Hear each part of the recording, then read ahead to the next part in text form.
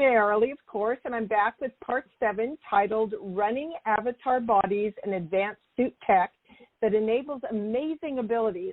My guest, once again, is Captain Randy Cramer, super soldier for the U.S. Marine Corps Special Sections, who has had a dozen experiences running an avatar, many of which were biological drones of different extraterrestrial species. For example, picture having claws, a tail, infrared and ultraviolet vision, etc., kind of like what you saw in the Avatar movie. So I welcome you back, Randy. So let's start off with you defining what avatars, drones, or clones are and how you operate your biological drone. Okay? So sure. Go ahead with that. We essentially refer to any such pilotable drone as a pilotable drone. But, because of the movie, sure, people like to call it avatar technology. That's fine. It's whatever. Civilians can use whatever terms they want, as far as I'm concerned. But we call them pilotable drones, and they can be mechanical or biological. And essentially the brain, if it's biological, would be replaced with a mechanical unit that sends and receives all of the information remotely to and from your brain in whatever, sort of stasis unit that you're in, which could be lying, sitting, or standing, and operating the pilotable drone, which would, from a first-person experience, you experience all of the sensory experiences of the pilotable drone as if it were you. So it's a pretty, for sort of being an experience where you're not really there, but you're there, it's just like you're there because you're receiving all of the information from the senses of either the mechanical or biological drone, and it's going into your brain as if it were actual sensory information that you were picking up from standing somewhere and hearing things and seeing things and smelling things. That is so cool. So, in other words, if your drone got hurt or an arm caught off, you would actually feel it back where you are in your chair? Yes, you would, but not as much as you would as if it was your real arm, because they have the ability to turn down the pain sensors, so you don't actually feel like your arm's actually cut off, but you feel it. It's not like you don't feel anything, but it's more like getting, slapped with a ruler and not having your arm really chopped off. That's good. I can see why you'd want to use avatars in a lot of situations. Well, there's some situations where they're just a lot safer because of the gaseous environment, gravity environments, or in some cases it's considered high risk enough that it's worth using a drone, because drones aren't cheap either, so you're definitely taking chances going either way. But there are certain circumstances when there's certainly, a feasible good idea. How much? Do you have any idea how much drones are, or to repair, or anything like that? I don't know what the current going rate for like a mechanical drone body is, and I'm not sure based on what different biological basis, if you're Terran species or another species for a biological drone, what the actual cost of that are. I honestly don't know. That's something okay. I guess I would have to ask someone if I needed the information, but yeah, I have no idea what the actual cost on a spreadsheet right now for that shit is. Okay, no problem. So would you be willing to pick one of the ET species drones that you had to be in for, so to speak, for a mission, and describe for us what that species training involved before you were deployed to their planet or whatever? What's involved in the training? Yeah, so it was a species that was an amphibioid hybrid. So they weren't like a pure amphibian. They were kind of an amphibioid mammalian hybrid. They were about 9 feet tall.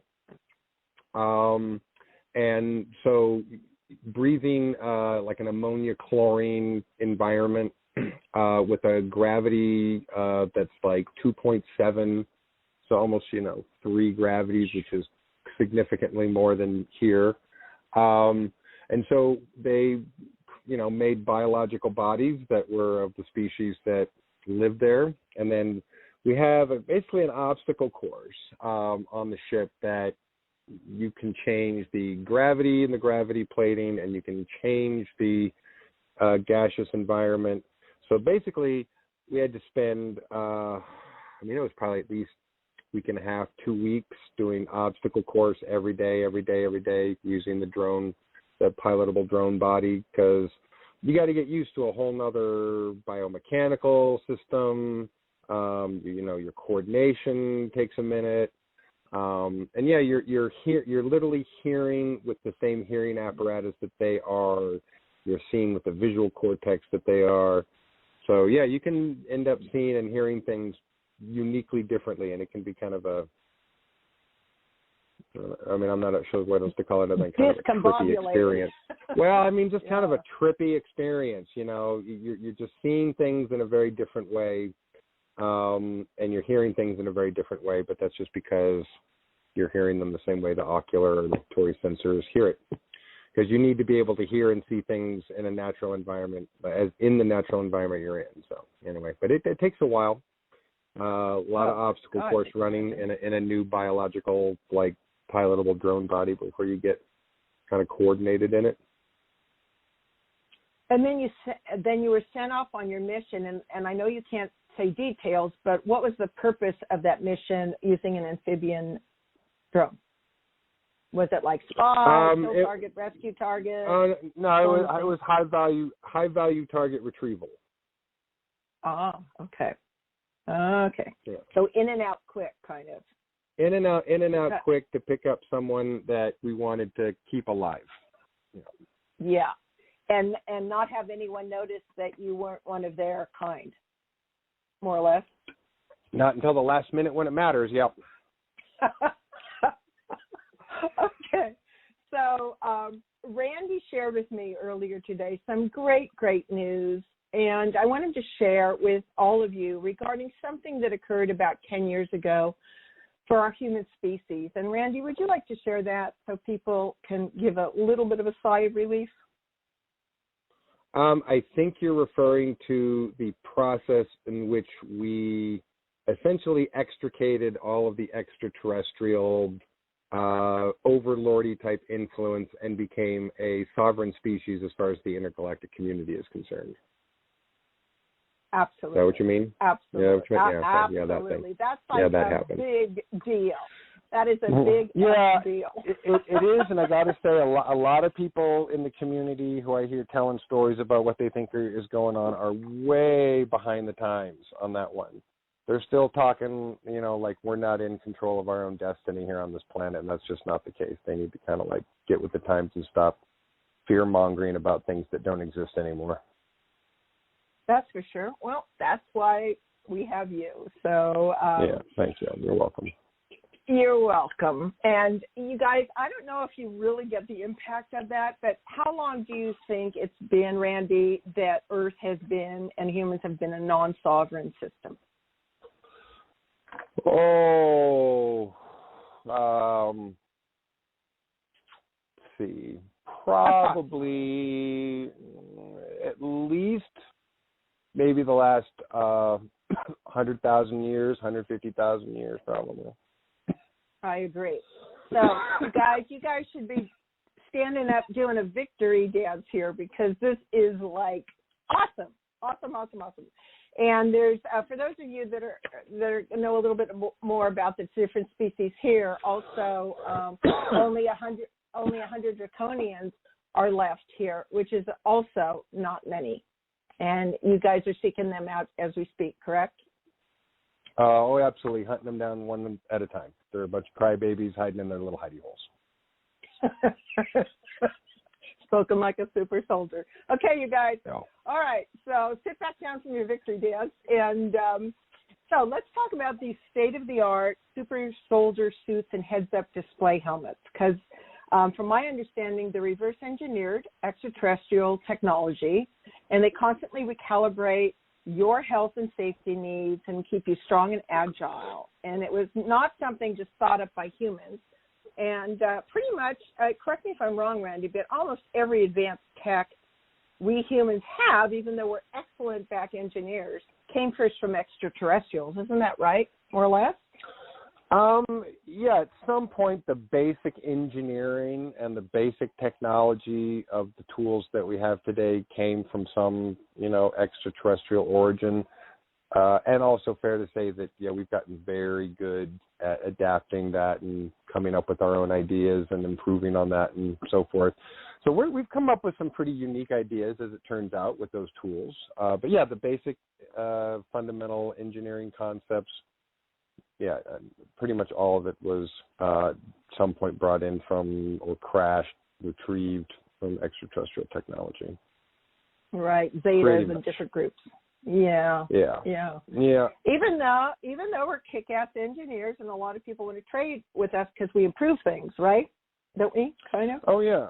Well, and every once in a while, we get someone smart enough that if we listen to them, and we followed in their footsteps, we could sort of develop that kind of technology on our own, like Leonardo da Vinci or Nikola Tesla. But for everyone to kind of come along, it takes a little bit of a hand usually. And that's not uncommon across the intergalactic system when you're trying to help species sort of get up to speed. Yeah, you got to give them a little nudge, give them a little hand up. Yeah, of course. So, Randy, let's do this. I compiled a list of, 22 characteristics that these nano fiber suits can more or less, they have characteristics and how they can enable certain abilities, amazing abilities for the super soldiers. So would it work for you for me to kind of list one off and then you let me know, is that accurate? And you can tell a story about it or whatever you'd like about it. Does that work for you? Yeah, sure. We can do that. Hit me. So, okay. Don't tempt me. Okay. Absorb. So these nano suits, folks, absorb. Now, let me be clear. One of the reasons I'm having this show at this time is Randy was given permission to give the most advanced information up for civilians up to this time involving the suits that these super soldiers wear, as well as some weapon equipment. And the reason why we're doing this is for the possible invasion rollout, which we'll discuss at the very end of this, so that you can recognize, you will be a little up to speed, you won't do anything silly or stupid, okay? So that's my intention for sharing this information, and I'm really happy to have Randy be able to do that. So the first quality that I was noticing is they absorb all the shock in your body. So say if you were to jump 40 feet off a cliff onto the ground, your weight is distributed throughout the whole suit, so your body feels no compression. Is that accurate? Yeah, there's essentially a kind of compression break in the boots, so that if you are jumping down a bit of a distance, this little compression break extends out of the bottom of your boot, so that when you come down, there's all this hydraulic sort of impact, sharing. There's a gel that's inside the liner of the suit that if you were to hold it in your hand, like a chunk of it, like a 12-inch by 12-inch chunk of it in your hand, it would feel and have the consistency a lot of whale blubber. So it's soft-ish. It's also really, dense and really solid and not at all easy, to cut or, do any kind of damage to whatsoever. But the ability for the shock waves of anything that hits it to be absorbed into that gel, the just amount of force absorption that consistency of that gel has is ridiculous. So that you can take direct hits from bullets and be next to explosions and things that you won't even feel, because the distribution of the force through that gel is uncanny. It's pretty uncanny. I kind of wish I knew more about exactly how it was made, but it's some pretty incredible stuff. Do you know who we got it from at all? I can't say that that's something we got from someone or based on biochemical technology that we maybe got a really, really long time ago, and our guys have run with. So, like I said, there's some basic fundamental technologies that came from somewhere else, but some things, were just science and enough. Right. We run with enough science long enough for a few decades, and we start getting creative with that and coming up with ideas. Right, I agree. And using special alloys and stuff, and who knows, right? So it's also what we're finding and what mixed metals and mixed compounds can do are just a real incredible array of properties. So you can kind of use a material that has the properties of just about whatever you need it for when you're constructing ships and vehicles and battle suits and all kinds of stuff. So cool. So as you said, then I assume it's bulletproof and can also absorb every bullet that comes to you, right? So like what happens? Pretty much. Up to what point? So there's some math involved on what hardness of a tip that you would need going at what velocity based on what thickness of armor plating and gel thickness that you have in the suit for it to penetrate. Suffice it to say there are limits to those, parameters of the quality of the materials and their tolerances, but we've gotten better and better and better at that. So whatever it is, it would have to be something pretty big, pretty sharp, pretty hard, and pretty fast, and pretty heavy. Okay. Good to know. Yeah, I mean, you could take a near point blank shot from a 50 caliber anti-material rifle with a sable round, and it would not penetrate the armor and the gel. It would bounce right off. So cool. You barely feel it. Wow. And it's shockproof, more or less, too, right?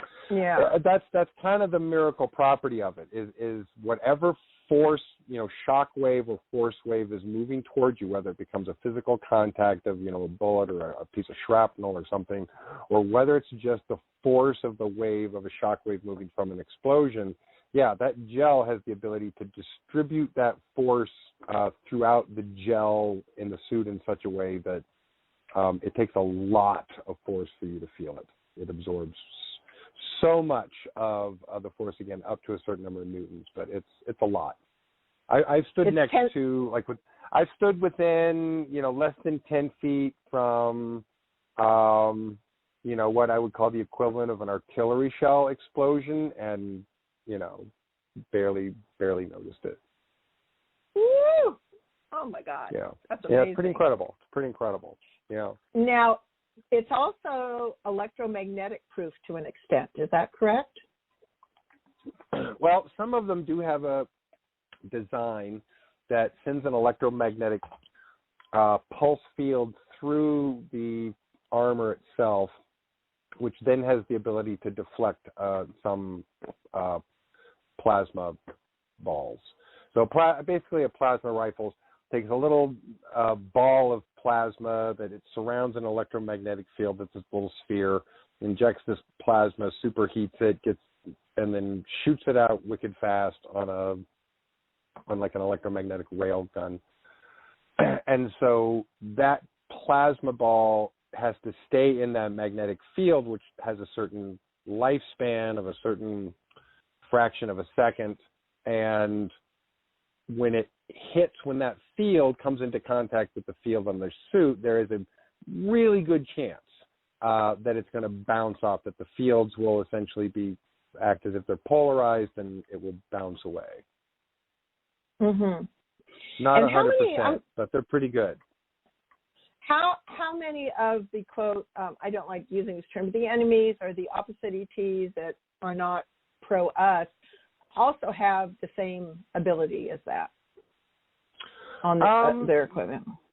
It depends on a lot of things. Just because some species have a technology doesn't mean that they've applied it very well. It's an interesting situation where not every species applies every technology, because necessity is the mother of invention. And if someone hasn't come along in such a way that it's been a requirement for them to implement that technology, then they don't necessarily do it. They may have it, they don't necessarily implement it.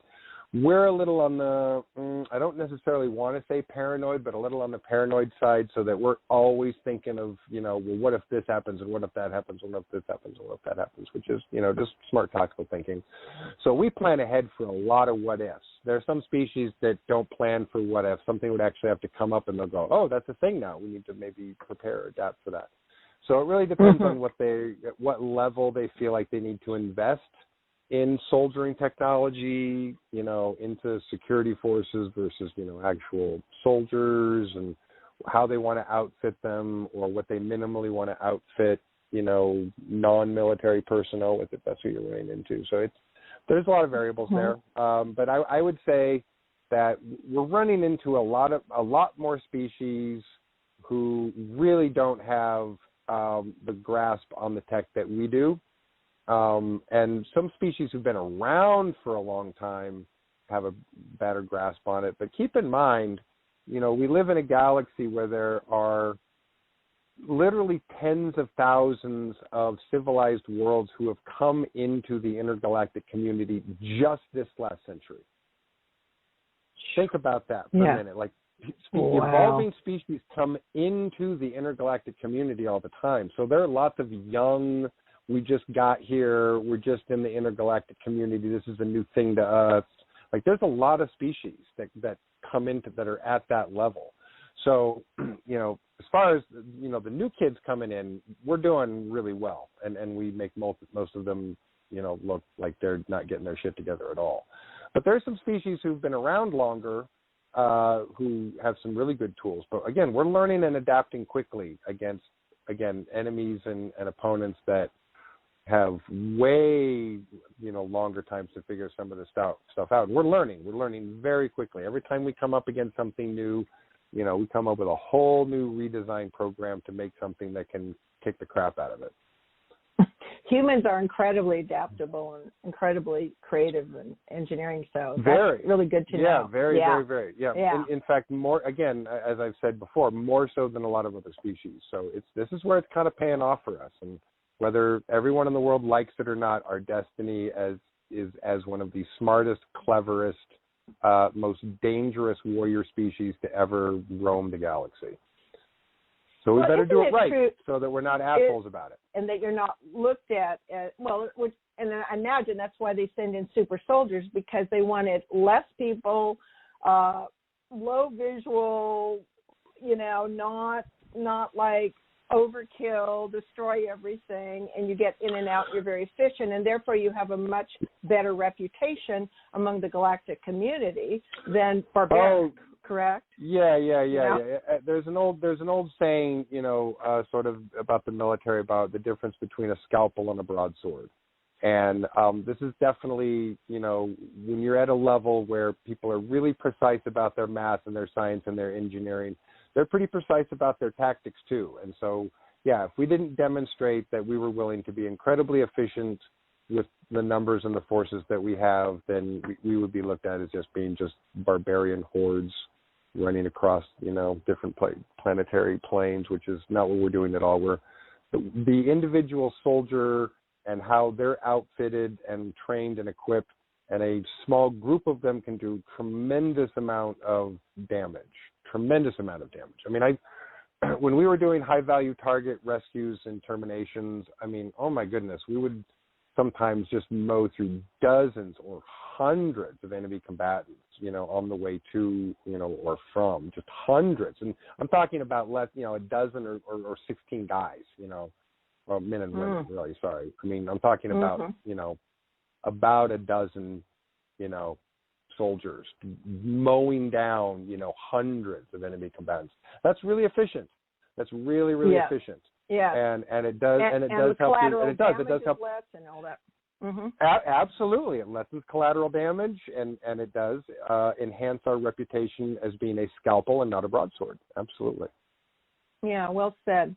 Okay, so let's give people an idea of what it's like to put one of those, nano helmets on with a heads-up display where you have all this visual information, which would be just like incredibly overwhelming to me. So can you describe that? Plus you have an earbud or whatever it's called, a ear thing, right? Where you're hearing your command at the same time, right?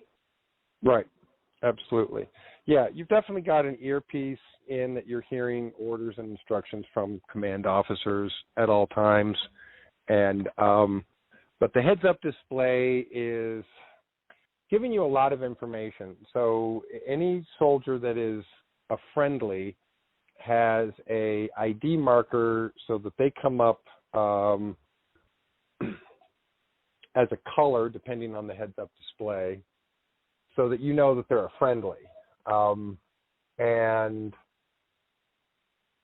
you're looking at some things that are outside the visible light spectrum, so some infrared, some ultraviolet, some suits have basically a sonar device, so that's also sending out a sonar echo that's retrieving sonar information, echolocation information, that then also is overlaying that over the heads-up display. It has a object identifier, so it can identify enemy combatants, enemy vehicles. Some of them have high-velocity projectile detectors, so that you can actually see a bullet coming at you from a very long distance very fast, because it shows up as sort of a lit-up tracer. So you can see incoming projectiles before you could actually visually see them. Obviously, It doesn't matter what time it is, day or night. You know, you can see just fine. Good suits have also a flash protector. So you're not actually looking with your eyes. You're looking, at a screen and a heads-up display, so that if there was a bright flash or a flashbang or anything that would otherwise be blinding, it doesn't actually affect your eyes. Yeah, there's a ton of information that's being provided all the time. External temperature and pressure, wind speed. Yeah, all kinds of stuff is being displayed there for sure. And then you're listening at the same time. Now, you're listening to a platoon officer that is basically giving you general instructions. Like move, target, enemy combatants, at this many degrees to your left or right, this far away from you, engage this way, move, to this location, move to this location via this, waypoint. They're giving you the instructions and you're essentially carrying them out, but they're general instructions, like go here, do this, shoot that, and then you're doing all the actual work, but the instructions are very general. Okay, so, wow, that's amazing. So is it more or less impossible if you're wearing one of these super advanced suits, for anyone to sneak up on you? Is that possible because you have so much information? Yeah, absolutely impossible. One of the things on the heads-up display is a little dial. It's like a 360 round dial that you see, and it has little flashy points around it that will flash and light up depending if something that's not a friendly approaches you. Will tell you how far they are and how many of them there are. So yeah, nothing can sneak up on you, even if it's invisible. The sonar and so forth would detect it. So it's impossible to sneak up on you. Wow. I can only imagine how much one of these suits costs. Now, I know they used to have to make them completely to correspond to the individual soldier's bio, signature and its particular needs. Are they still doing that, or are they trying to unisex it a little bit more? Well, the suit that we're kind of talking about is the highest sort of level of technology. It's called a Nano Suit. They still have to be custom fit. They still have to be custom made, custom fit to the soldier's exact specification. They take a mold actually off of the soldier that then they build around that. So there's literally a mold of you inside the suit. The older suits are components that can be sort of general sizes that then can adjust a little bit. So the older suits, which are probably the ones that they're going to introduce to the Army infantry, and Marine infantry, and so forth. This is we'll just call it the regular branches of the military. Will probably be these sort of older, clunkier suits that are you don't have to actually fit every single one. We'll see. I get told some possibilities and likelihoods of how this is all going to sort out. And right. If what happens is what I'm being told, most of the larger sort of infantry divisions, when they get these battle suits, will get the clunkier older ones, and some of the special forces teams will get some of the newer ones, and so we'll see some tiny use of the newer ones, of the fancy ones, and probably a more broad general use of the older style. That makes sense. And then eventually down to the civilians, probably first in the police force for protection and the fire department to avoid burns and things like that, most likely. Like paramedics or something? Yeah. But there's actually another grade of suit, which is they call the light body armor suit. And it actually is much more flexible, much easier to just sort of, like, you kind of put it on. It fits a lot and looks like a wetsuit, like a scuba diving suit, but it's made of a harder, stiffer material that's actually still pretty flexible.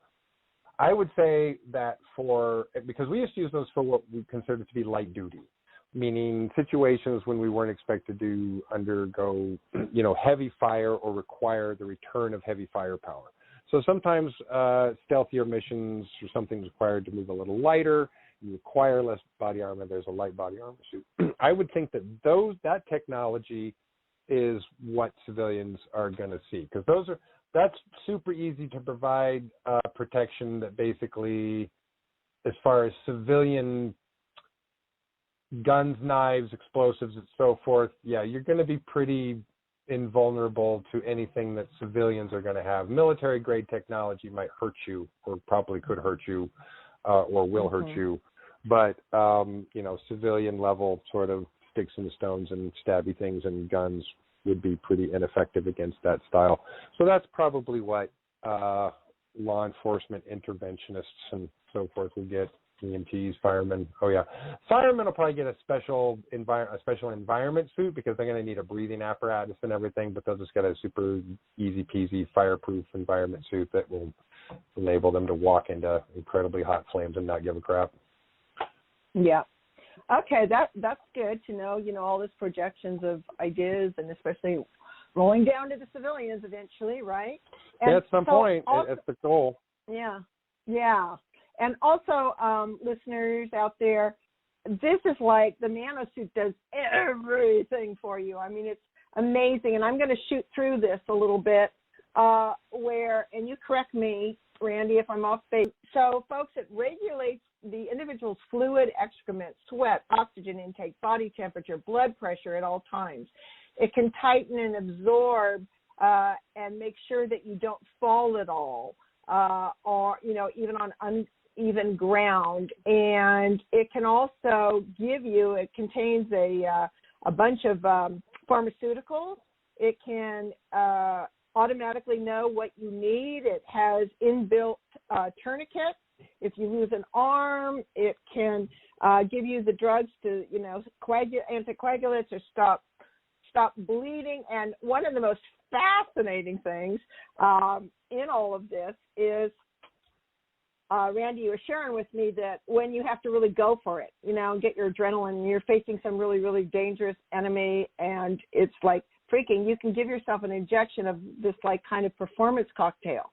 And you don't give yourself the injection. Someone else is in control of that button. Never the soldier themselves is in control of that button. But someone else, when they decide they need the boost, pushes the button and everybody gets a boost. Good idea. Because of the overuse. It would be bad it would be bad if individual soldiers were in control of that. That would not be good.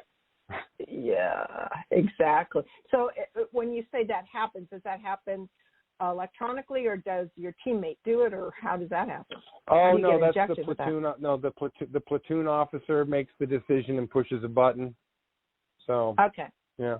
But I want you to share with people, because this was where it gets into one of our favorite subjects, which is the holographic med beds that we've already discussed. So the fallout from these really heavy duty drugs, performance drugs that makes you do your job, is what? Basically liver failure. So you get a daily blood test, And when your liver starts to show that it's going to fail, then you have to go in for a liver reconditioning, and they clean out your liver and make it all nice and pink and fresh and new again. And how long does that take on the bed? Really like an hour, maybe at the most. Usually, less. Maybe an hour. Okay, guys, hope you hear that. So you basically Not got long. a regenerated liver, then you hang out to make sure you're good, and then you're off fighting again, right? Yeah, and then it's right. Everything is about getting you repaired and back out there so that you're not costing money. Exactly. So, okay, share with people in those suits how fast you can run on terrain.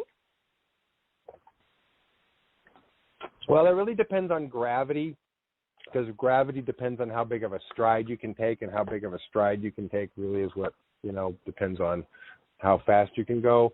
But I'd say in like 1G, they can definitely go between 25, 35. Some of them might be able to go almost 40 miles an hour. So, folks, this means that if this event happens, one of the reasons you want to stay indoors is a lot of beings, both off-world and super soldiers, can be running like, fast, and you don't want to get in their way, right? Like, oh, yeah. Way. Yeah, the suits weigh quite an amount. So, you're adding, in some cases, more than a couple 100 pounds to your whatever weight you are when you're running down the road. So that's a lot of mass moving very, very quickly. If someone got run over, they'd get run over by a motorcycle. It would suck.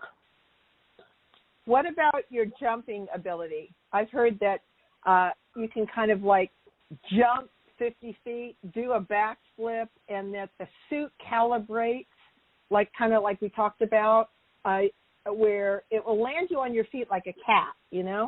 Is that? Yeah. Does that actually happen? Yeah. The newer suits actually, when you jump, the suit takes control of the legs, so that you jump exactly right and you land exactly right. So for just that instant of time, when you go into a jumping position, the suit knows exactly how to do it mechanically correct, and then does the jump for you and also does the landing for you, so you stick the landing. Think of it like automatic parking software, but for jumping. Oh, my God. You guys, once you get used to this, you must have a blast training in it, kind of. They're fun. I'm not going to lie. They're fun. They're fun. Yeah, exactly. Okay, so, there's so many things, but our audience gets an idea of the amazing health and safety precautions and abilities that a suit can help, especially if it's a state-of-the-art one. Now, you did mention, I also want people to be aware of the two main sidearms, so to speak, weapons that super soldiers will be using and they might see in the streets down the line if this event occurs. And those two major ones are what? Plasma rifles and rail guns. So a rail gun is going to appear and behave the most like a regular, combustion-powered rifle. The difference is it's not going to go bang and it's not going to kick. But it fires out a metal projectile down a barrel, magnetically propelled projectile down a metal barrel, much like a regular rifle does. Again, no kick, no explosion, so there's less heat, less combustion. Can shoot them a lot more faster before they, start to overheat. You have to let them cool down. Plasma rifles essentially take a superheated plasma, inject it into a little ball electromagnetic field with a little sphere, and then it shoots that down an electromagnetic rail like a rail gun and fires out the end of the barrel. And so then you have this little ball of super, super hot plasma that's several thousand degrees. I mean, I think the super, super hot ones now are almost 5,000 degrees. It's ridiculously hot. And shoots super, super fast. It's thousands of feet per second, and is essentially burns a hot, hot hole through anything. So either one of those things is also not something you want to get on the other end of.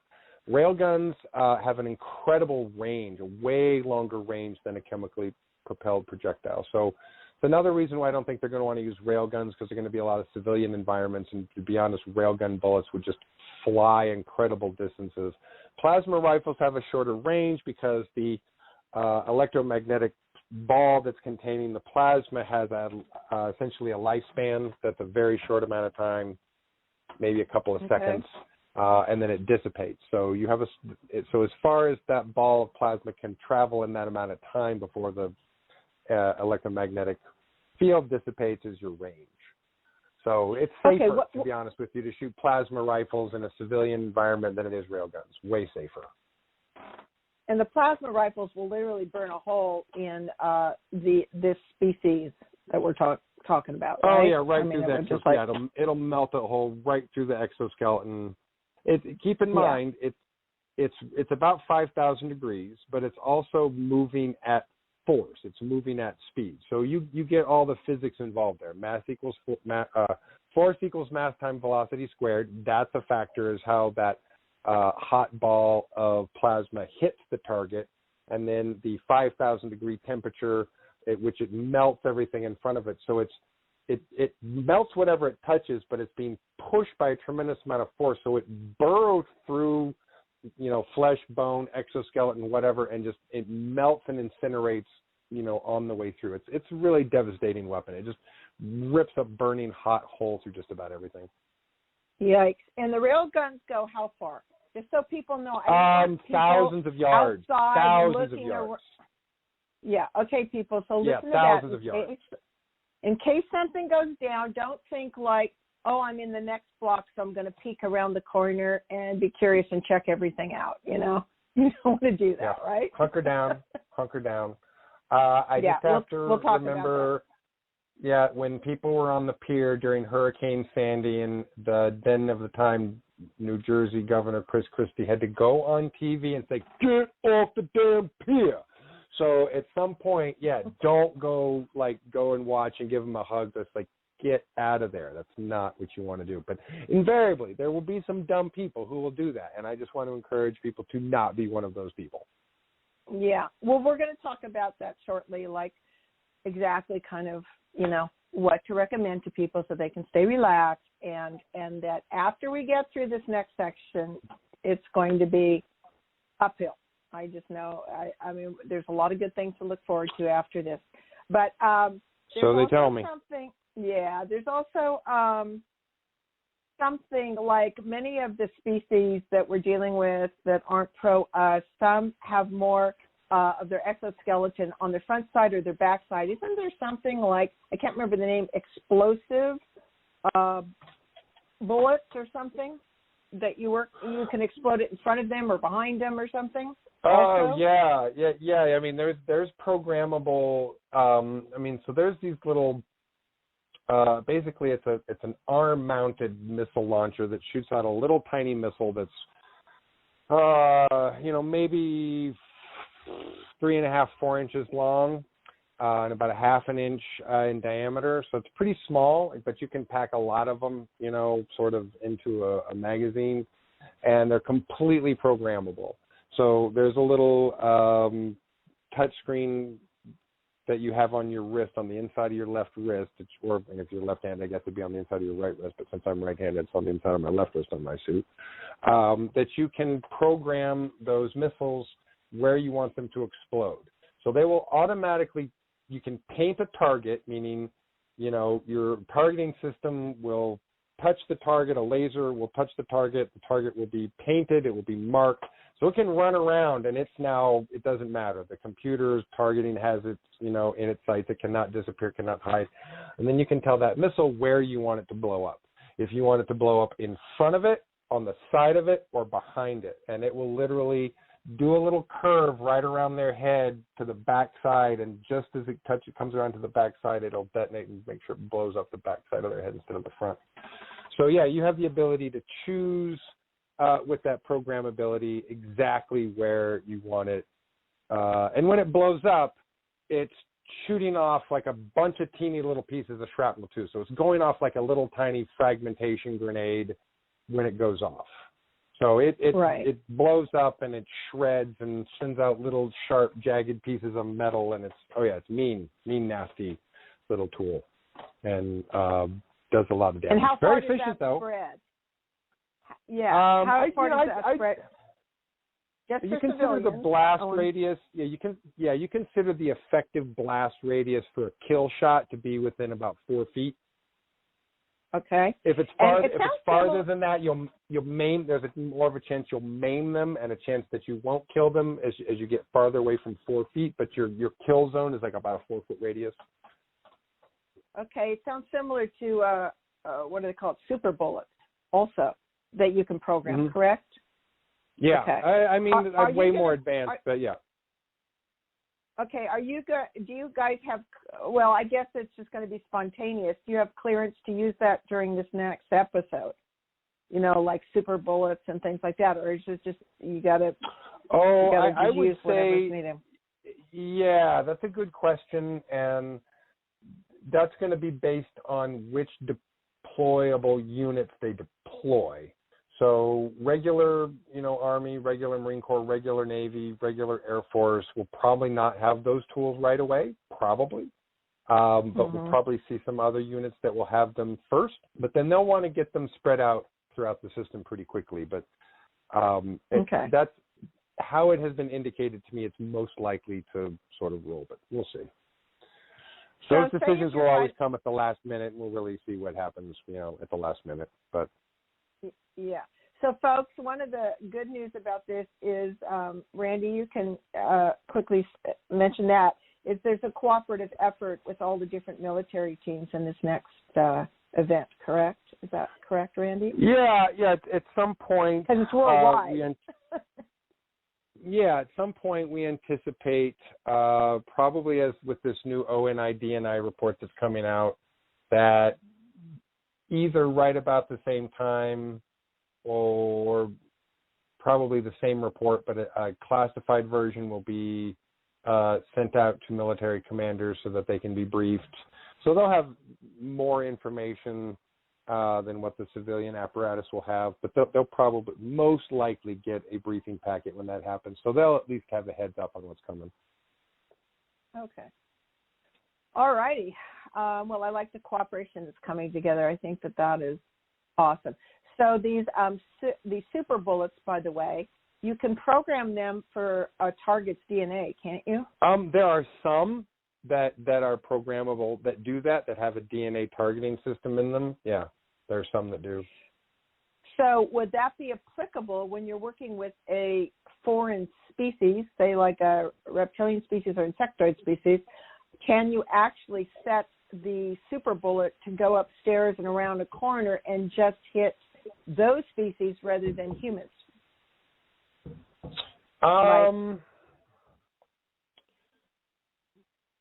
So in theory, what you're describing is possible. What you're still dealing with then is the blast radius when the little missile explodes. And, if you're talking about a building, what could go through walls, floors, ceiling, et cetera, or not, and whether that would endanger anybody else in the building or not is based on a lot of variables, but theoretically what you're describing could happen. But there's a lot of variables there, whether or not the non-reptilians or the humanoids or the Terrans in that situation would be not injured. You can take a good shot at it. I'd give somebody maybe some good odds, of low collateral damage on that one. But, shit happens when you're in close quarters. So. Yeah. Okay, so I want you to share with people what you feel is their need to know, and as much as you're comfortable sharing about what most likely could be coming down in the next few months. Yeah, so in December of 2019, our intelligence officers outlined what we're looking at is sort of the 5-stage scenario that approaches to the invasion scenario, which is stage 4 of that scenario, which stage 1 would be the pandemic stage, stage 2, the civil disruption phase, stage 3, the World War III phase, phase 4, the alien invasion phase. Phase 5 is the reconstruction phase. So there's an end to all of that, to be clear. Well, we've done 1 and 2, and we've been on the precipice of 3 for some time. And it's not the kind of thing I want to call early, but I kind of think that we're probably, looks like we started World War III yesterday with Israel and Palestine going to war. So that's going to draw everybody else in a very short time. So I think we just crossed the threshold and we're entering the World War III phase now. Okay. And but so also, at some point after that, we will enter the stage 4, the invasion phase. Really, the best advice I can give people is, number 1, don't panic. That's obviously going to be an inclination. Don't panic. 2, stay calm and stay out of the way.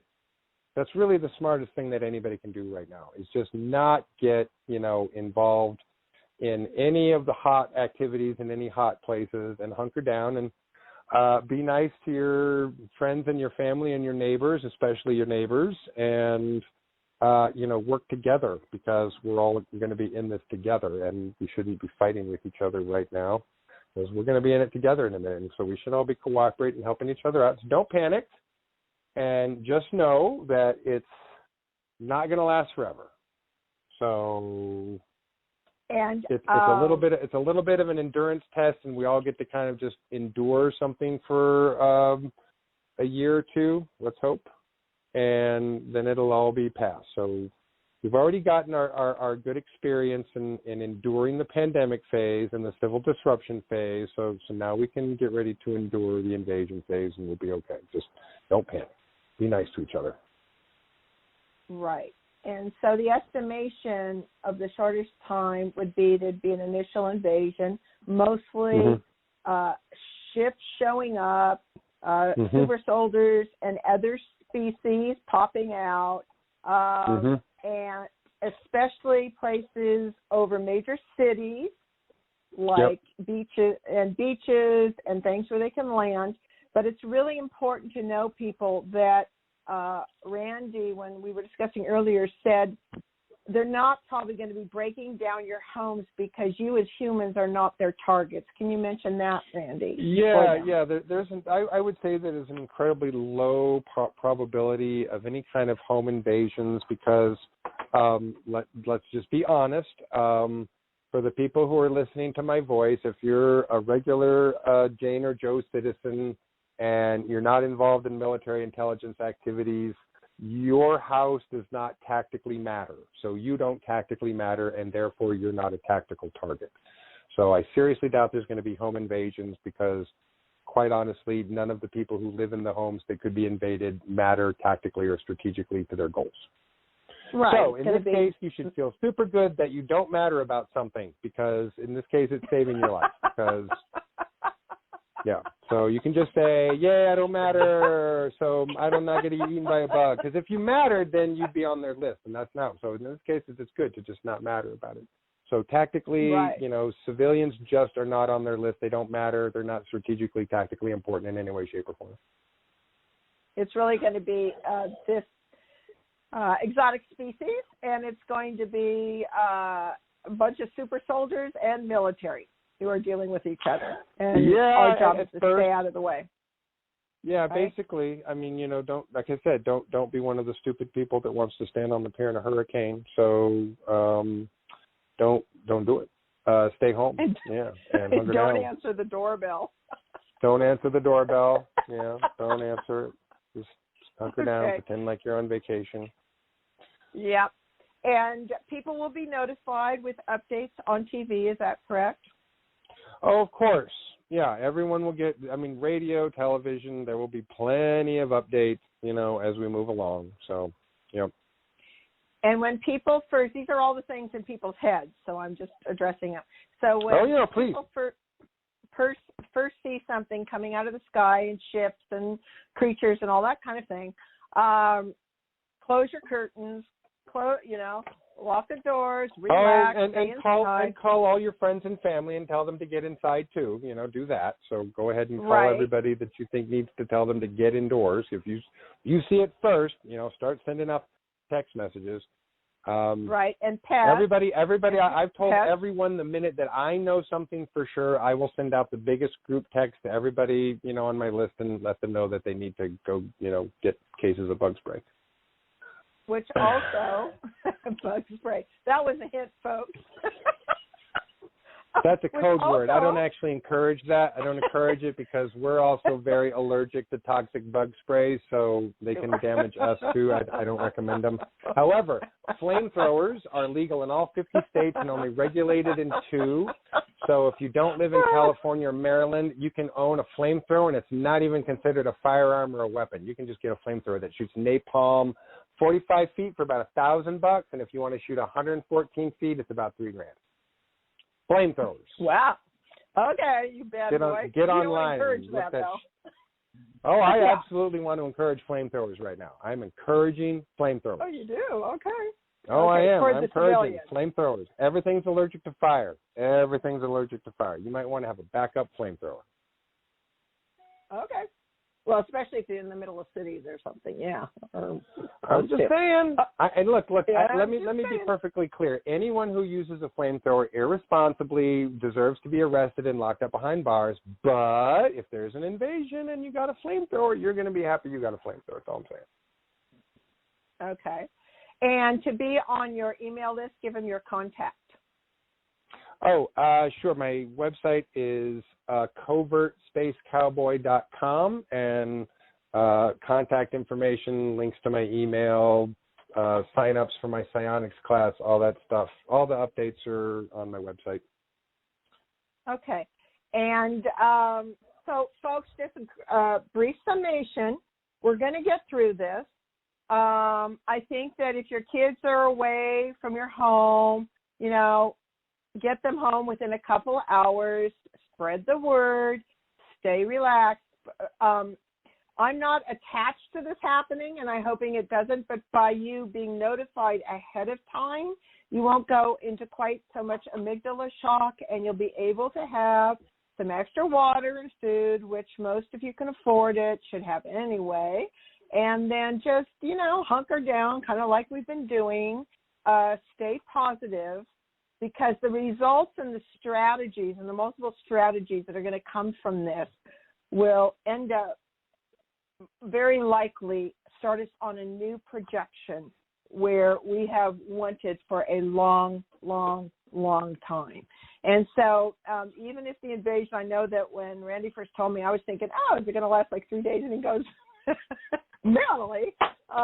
He says, if you're going to liberate a planet, 1.5 to 2.5 years is not that long to deal. Yeah, it's not. So it's really not. Come on.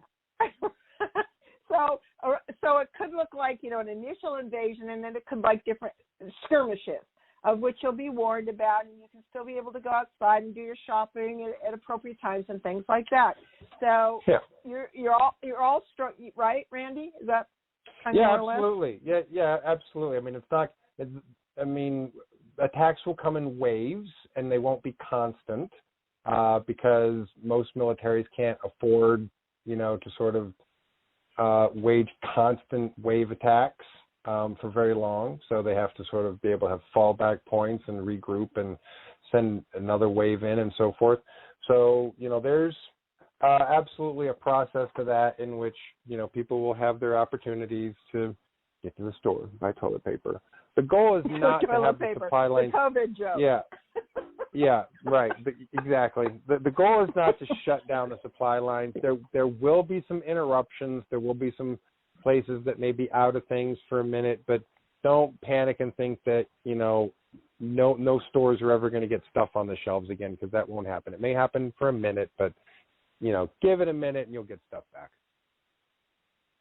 Well, I tell you guys, most people don't have a clue of what you, your team, and others like you have done for freeing the Earth, and will continue to do in the future by, keeping this sector of space free from any, shall we say, anti-human beings, because the majority out there, as was stated earlier in earlier shows, we are intrigued with and get along fine, correct? Exactly. We want to trade stuff with most people, so. Yeah. Yeah. All right. So thanks so much, Randy. And I will certainly have you back in the future because your information is invaluable to us here on Earth. And kudos again to you and your team. Thank you for I know you're very, very busy, and you will be called upon for some major consults with some heavy hitters, and I feel very fortunate that we've had the privilege to have you and learn from your expertise. Oh, my pleasure. Thank you. Thanks for having me. Thank you very much. My pleasure. Glad I can help.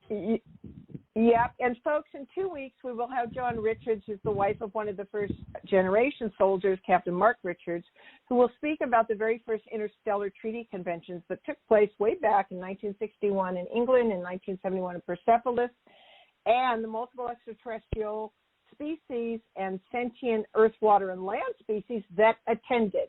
It should be lots of fun, insightful, and mind-opening. So relax. We're going to get through this together. We're going to do this. So thank you for listening, and until then, onward and upward.